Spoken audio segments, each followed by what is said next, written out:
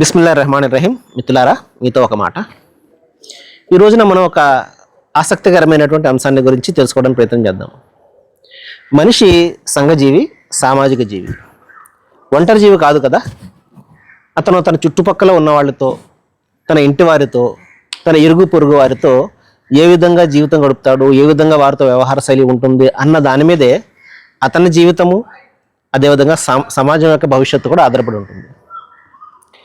అయితే ప్రస్తుతం ప్రపంచం ఎదుర్కొంటున్నటువంటి అనేక సమస్యలు ఒక సమస్య ఏమిటంటే అర్బన్ కోల్డ్నెస్ అని చెప్పేసి ఒక సమస్య. అంటే పట్టణంలో ఒక స్తబ్దత, ఒక నిస్తేజము, ఒక నీరసము ఇవి ఆవరించి ఉన్నాయి.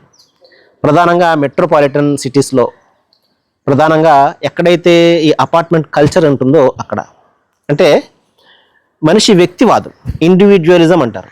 అంటే నేను సరిగ్గా ఉంటే సరిపోతుంది, నేను బాగుంటే సరిపోతుంది, పక్క వాళ్ళు ఎలాగున్నా నాకు అనవసరము, నేను నాది, ఈ విధమైనటువంటి భావజాలము ఎక్కువగా పట్టణంలో ప్రబలిపోయింది ఈ రోజున. తద్వారా ఏం జరుగుతుందంటే మనిషి సామాజిక జీవి, సంఘజీవి అన్న ఏదైతే మన ప్రాచీనమైనటువంటి భావన ఏదైతే ఉందో అది క్రమక్రమంగా క్షీణించిపోతుంది.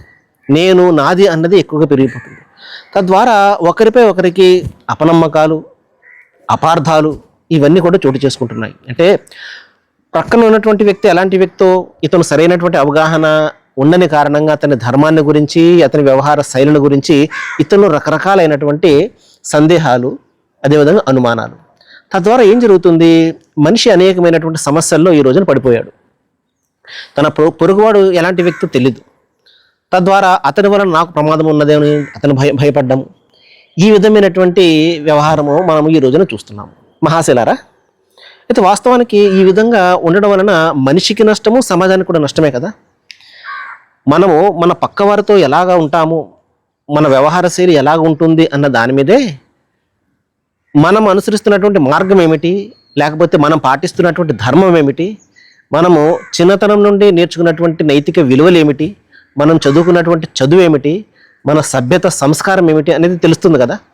మనకు మనమే ఉన్నట్లయితే మన గురించి వాళ్ళకి తెలియదు, వాళ్ళ గురించి మనకు తెలియదు కదా. ఈ విధంగా ఇరుగు పొరుగుతో సత్సంబంధాలు లేకపోవడం కూడా ఈ రోజున ప్రపంచము ఈ విధమైనటువంటి కొన్ని సమస్యల్లో చుట్టుకుపోవడం అనేది, కూరుకుపోవడం అనేది ఇది కూడా ఒక కారణంగా మనం భావించవచ్చు. సరే రండి, మనము ప్రతిరోజు కూడా అదే మన ఈ కార్యక్రమంలో మనం కొద్దిగా ఇరుగు పొరుగు వారితో మనం ఏ విధంగా ఉండాలి, అదేవిధంగా అంతిమ దైవ గ్రంథం దివ్య ఖురాన్ మరియు ప్రవక్త ముహమ్మద్ సల్లల్లాహు అలైహి వసల్లం ప్రవచనాలు ఏ విధమైనటువంటి మార్గనిర్దేశన చేస్తున్నా తెలుసుకుందాం. సర్వేజన సుఖినో భవంతు. Thank you.